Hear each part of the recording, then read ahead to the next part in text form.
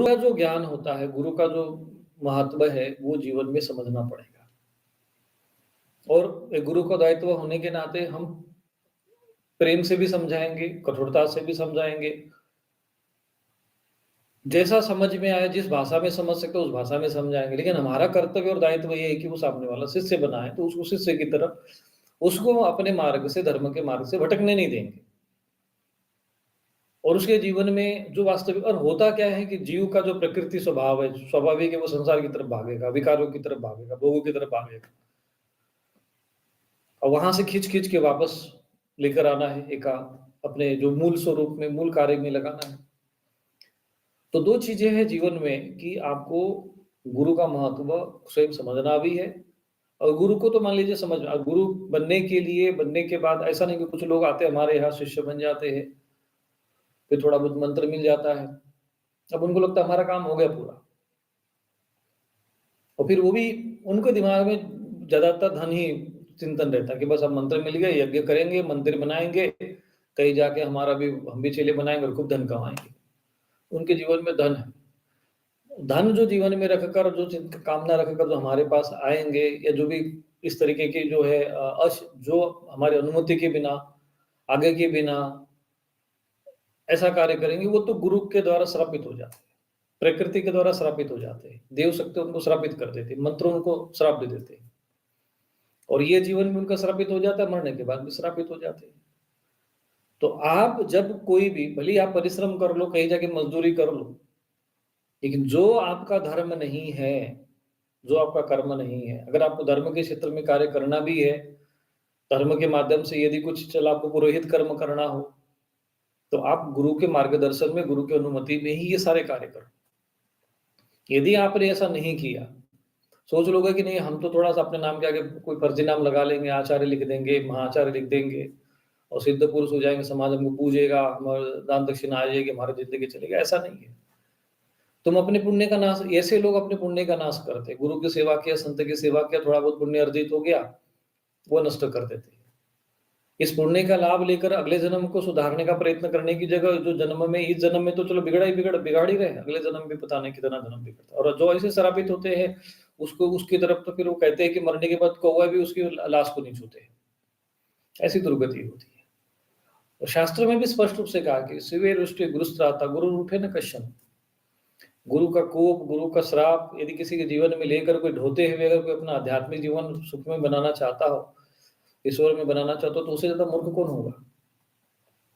इसलिए जब हमने कोई आपको साधना, उपासना, ज्ञान अगर आपको कुछ दिया भी है, सिखा भी है, तो वो आपके आत्म कल्याण के लिए है, निज कल्याण के लिए है, लोक कल्याण के लिए आप अभी उतने पात्र हो या नहीं हो, ये आपको गुरु के चरणों में रहकर, सीख कर, समझ कर, एक तपस्यात्मक जीवन जीने के बाद, तो जब गुरु को लगेगा, ये शिष्य भाई योग्य है, पात्र है, तो उसको स्वयं है, भाई किसको प्रसन्नता नहीं होगी कि हमारा शिष्य योग्य बने। और परंतु उसके पीछे भाव क्या है? मैंने देखा है ऐसा, होता है ऐसा, कई कई लोग ऐसे आए और वो उनका जो कुंडली में भी चांडाल योग रहता है और वो कर्म भी उनके चांडाल योग वाले होते हैं।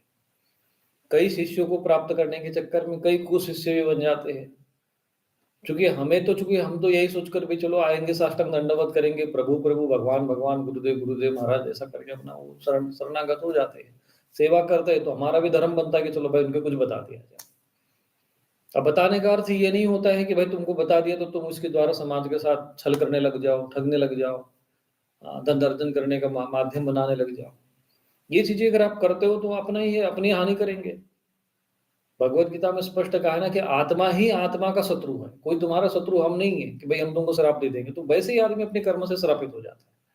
और ज़्यादातर ऐसे जो लोग होते हैं, अधिकांश वो लोग होते हैं जिनके ऊपर कोई तंत्र क्रियाएँ रहती है पहले से। जो प्रेत पिशाच बाधाओं से जो ग्रसित रहते हैं, उनका मन मस्तिष्क उनके वैसे ही कर्म होते हैं।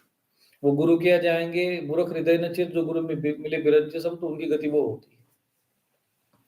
उनकी कभी सद्गति नहीं हो पाती। वो जहाँ भी जाएँगे वो उनका जो दुर्भाग्य है, उनकी जो बाधा है, उनके जो पिशाचपन है, उनकी जो तंत्रिक क्रियाएँ होती है, वो उनका पीछा नहीं छोड़ती।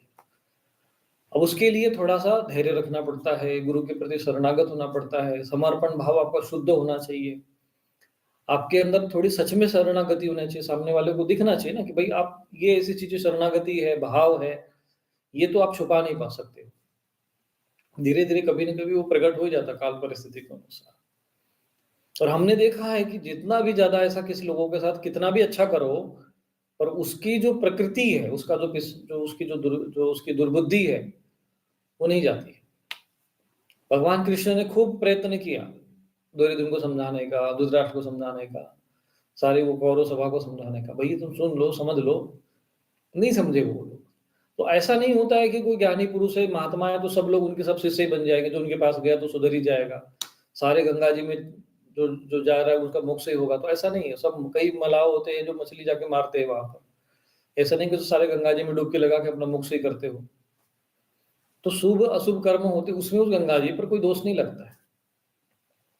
ऐसे ही गुरु के जीवन में, साधु संतों के जीवन में भी अच्छे भले बुरे लोग भी आते रहते हैं। किसी के साथ हमारे पूर्व जन्म के संस्कार होते हैं, किसी के साथ कोई कुसंस्कार होता है, किसी का सुसंस्कार होता है। किसी के साथ सेवक का सेवा भाव का संस्कार होता है, किसी के साथ किसी न किसी बिना संस्कारों के तो कोई जुड़ेगा नहीं। परंतु हमें अपना कल्याण किसमें है, इसलिए सदैव ध्यान रखना है कि गुरु के मार्गदर्शन और नियंत्रण में ही आपको अपनी आध्यात्मिक यात्रा आगे बढ़ानी चाहिए। ये मेरा आज का विशेष संदेश है।